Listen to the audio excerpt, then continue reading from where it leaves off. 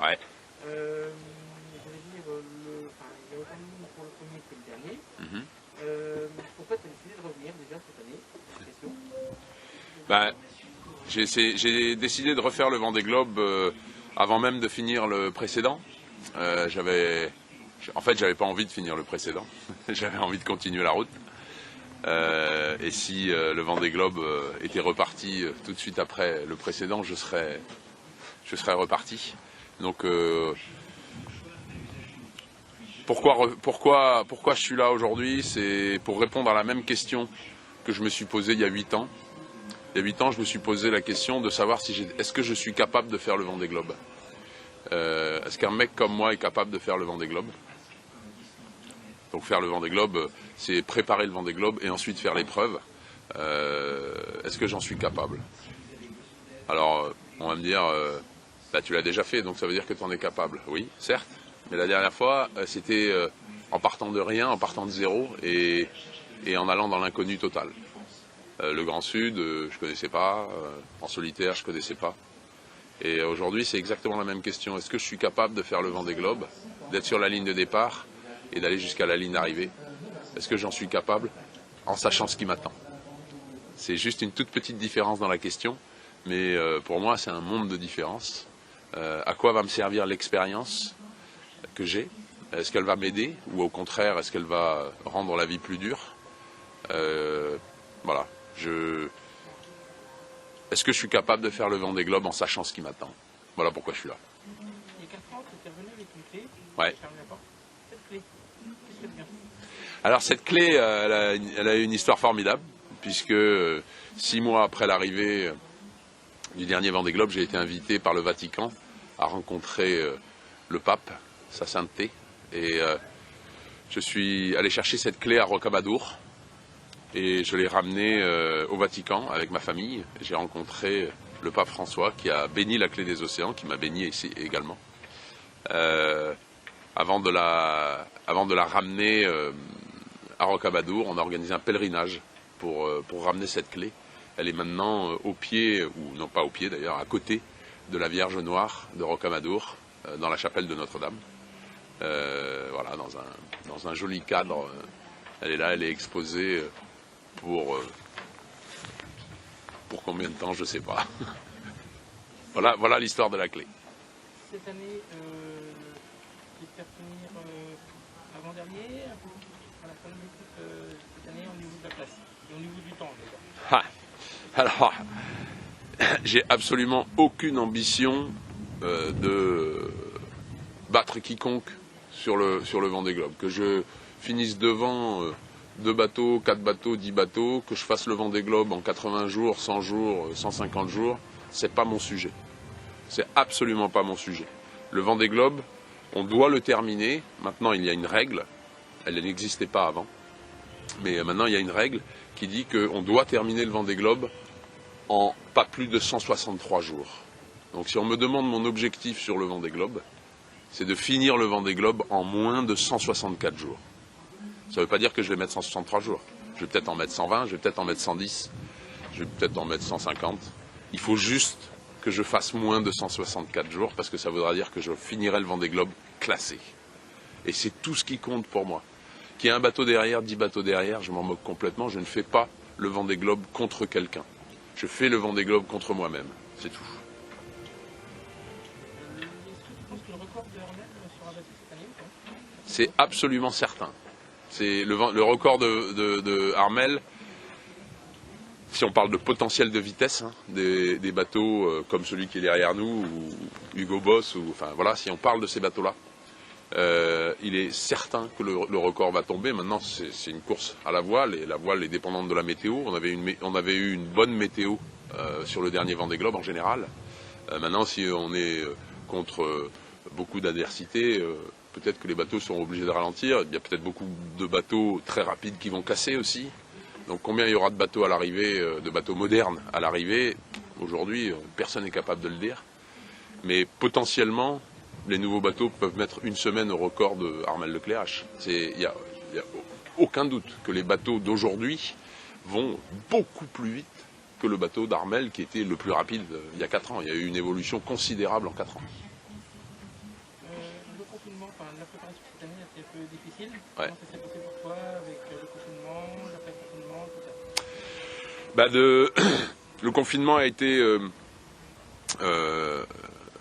en ce qui concerne le Vendée Globe, hein, ça a été une période assez difficile pour nous parce que on avait commencé la préparation, on a récupéré ce bateau en janvier 2020 avec une préparation très tardive. Mais c'était volontaire, ça faisait partie justement de l'expérience qu'on avait et on s'est dit qu'on pouvait préparer le Vendée Globe en quelques mois, puisque ce bateau est un bateau dans lequel on avait confiance.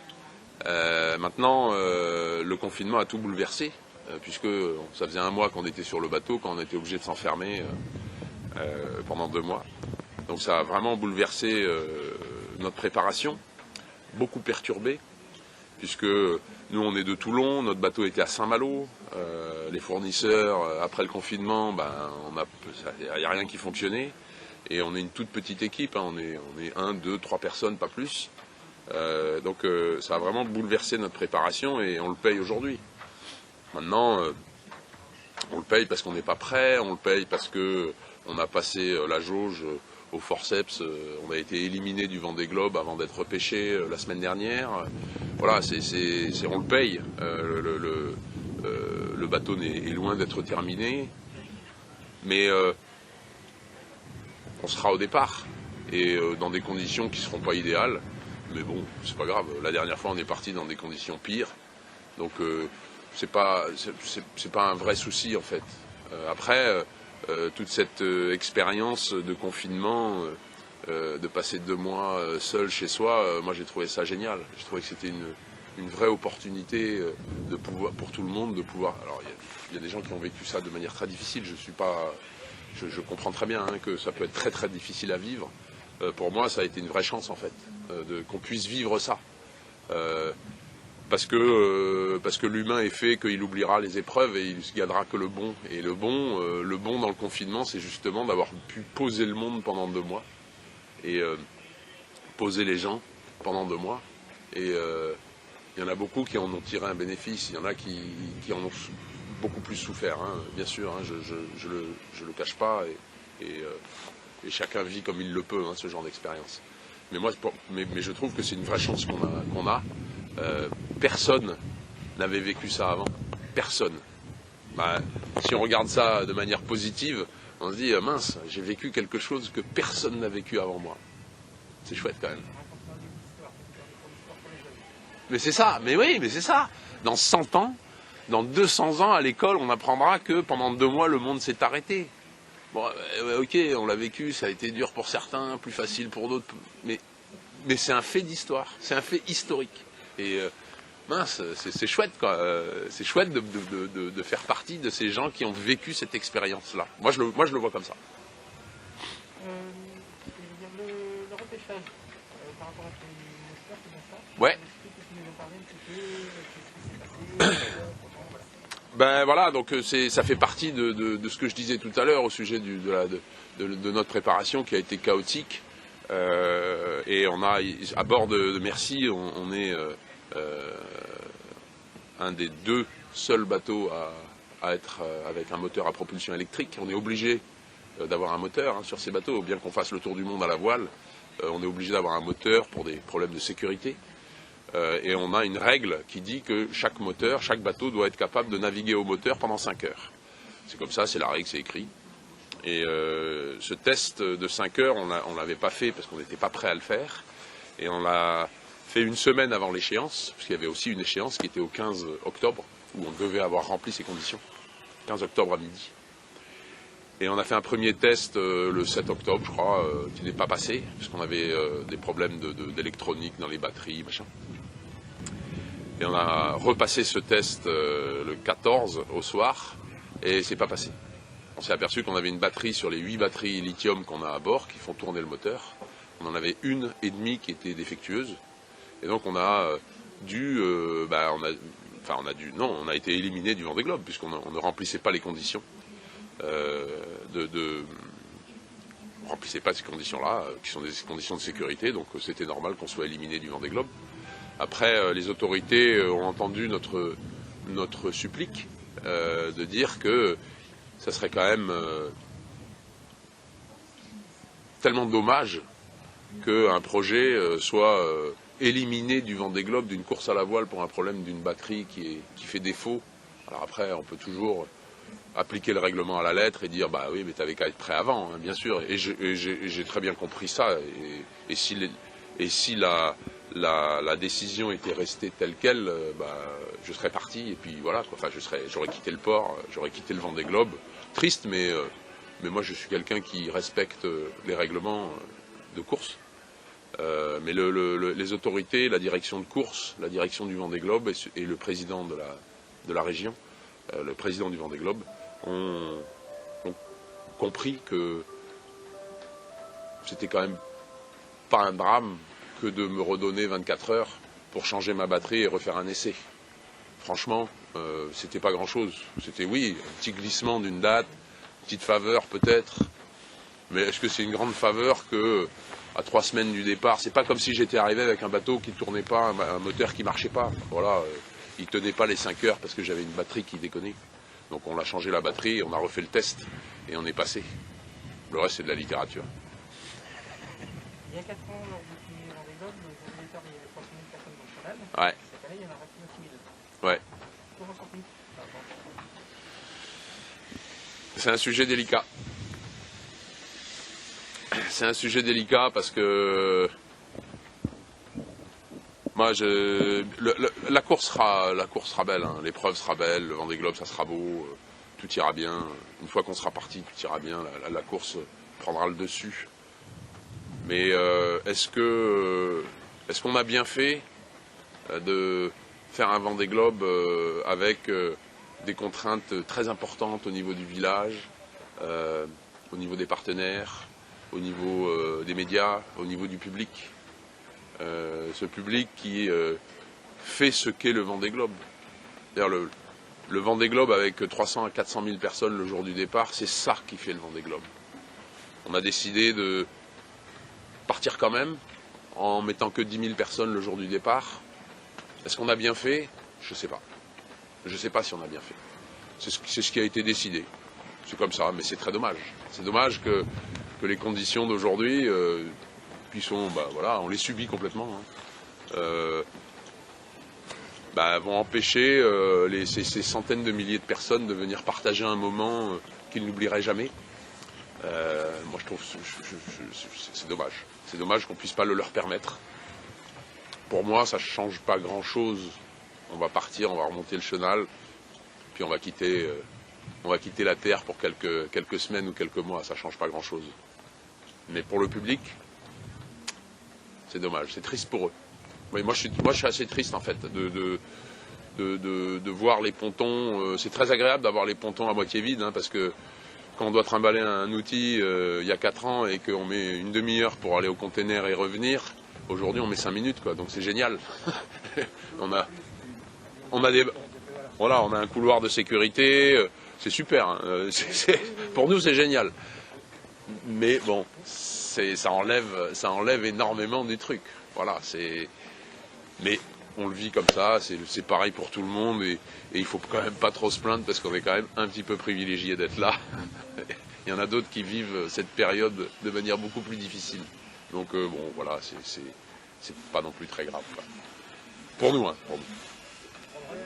Sébastien, le premier Vendée Globe, on n'était pas certain que tout le monde revienne. C'est une épreuve au-delà du normal, Ouais. du commun, quoi, évidemment. Ouais. Et j'y ai toujours pensé depuis ce jour-là qu'il y a avant le Vendée Globe et il y a après. Parce que Pour ceux qui l'ont fait? Oui, pour ceux qui le font, parce que je n'ose pas imaginer certaines situations que vous devez subir dans les mers du Sud et autres. Tu vois, il faut se dire qu'aujourd'hui, on est à 3 semaines du départ. Et que à partir du moment où le départ va être lancé, on est 33 sur le ponton. Il y en a 16 ou 17 qui vont s'arrêter dans un port. Ça, ce sont les statistiques. D'accord. 16 ou 17 qui vont s'arrêter dans un port. Il y en a 1 ou 2 qui vont être repêchés. Et peut-être qu'il y en a un qui va disparaître. On n'espère pas, on n'espère rien de tout ça. Mais ça, c'est les statistiques. Ce sont les statistiques. Et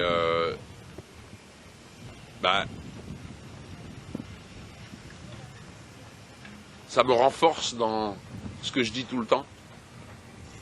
Le Vendée Globe, tu le gagnes ou tu le termines. Le reste, c'est de la littérature. Parce que il n'y a que 50% de la flotte qui va finir le Vendée Globe. Faire partie de ces 50%, il y a un vainqueur. Un vainqueur admirable, un athlète, une équipe très organisée, quelqu'un celui qui va gagner le Vendée Globe, ça sera le prochain Armel Lecléache ou le prochain François Gabard. Et c'est tout à fait admirable. Cette performance sportive est admirable. Mais après, derrière, tu termines le Vendée Globe. Que tu fasses second, dixième, dernier, perso, je m'en fous. C'est pas important. Je peux pas envisager le Vendée Globe autrement. Voilà. C'est une forme de quête quand même. Il y a quelque chose je sais pas, d'un peu religieux dans cette démarche, dans cette. Là, on est seul avec soi-même et une introspection incroyable pendant. Je ne sais pas trop ce que ça veut dire, moi, introspection. Je n'ai pas ce langage dans mon vocabulaire. Mais c'est vrai que c'est une expérience assez unique d'aller passer 4 mois seul en mer, dont 2 mois dans les mers du Sud. En ce qui me concerne, il y en a pour qui c'est moins long. Moi, ça a duré 124 jours. Je ne sais pas combien de temps ça va durer cette fois. Mais c'est un moment unique de se retrouver aussi loin de toute terre émergée au point Nemo, quoi. 6300 km, le premier caillou. C'est ahurissant. C'est impressionnant. Ton plus proche voisin, c'est la station spatiale. Salut. Salut l'astronaute. Tu vois, qui est à 350 km au-dessus de nous. C'est complètement dingue. Et c'est un moment de vie qui est un vrai virage, en fait. Voilà, moi, il y avait ma vie avant le Vendée Globe et il y a ma vie depuis le Vendée Globe. Elle a complètement changé, elle est complètement différente. Je fais des choses que je n'aurais jamais pu faire. Je ne fais plus rien de ce que je faisais avant. J'ai ma vie à tourner à 180 degrés grâce ou à cause du Vendée Globe. Et pour moi, c'est ça le Vendée Globe. C'est ça la puissance du Vendée Globe. Le Vendée Globe ne s'arrête pas une fois que tu as coupé la ligne d'arrivée. Le Vendée Globe, il se prolonge et on est 4 ans après le précédent Vendée Globe. Et encore, il y a 3 semaines, j'étais sur les planches du théâtre Liberté à Toulon, dans ma ville, où je jouais une pièce de théâtre qui est Le Tour du Monde en 124 jours. Et voilà, ça t'amène au théâtre. Un mec comme moi qui fait du théâtre. Je ne suis pas comédien, je ne suis pas acteur, je ne suis rien du tout. Mais j'ai fait cette pièce. J'ai joué cette pièce qui va tourner à mon retour dans toute la France.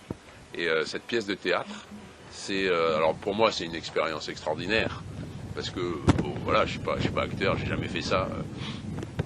Mais quand tu vois le public qui est là, qui vient te voir, qui a payé sa place pour venir écouter, voir cette pièce de théâtre, et qui est, à la fin de la pièce, est en larmes, parce qu'elle se souvient des émotions qu'elle a vécues, parce que tu le leur rappelles, bien sûr, tu vois.